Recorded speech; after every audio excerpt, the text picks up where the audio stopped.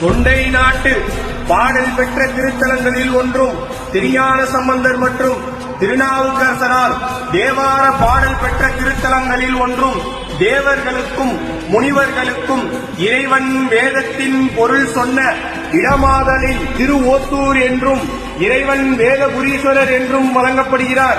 இறைவன் தேவர்களுக்கு வேத பொருள் ஓதிக் கொண்டிருக்கும் போது இடையூறு வராமல் இருக்க நந்தி மூலவரை நோக்காது வாயிலை பார்த்தபடி இருக்கிறார்.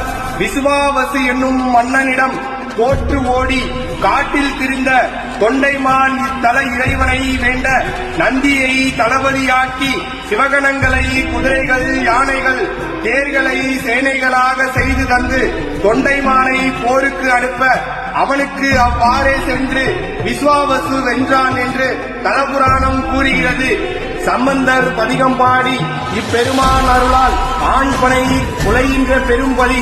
மேலும் தொண்டைமான் சம்பந்தர் அப்பர் பட்டினத்தடிகள் நம்பியாண்டார் நம்பி சேக்கிலார் முதலியோர் வழிபட்ட தலம்.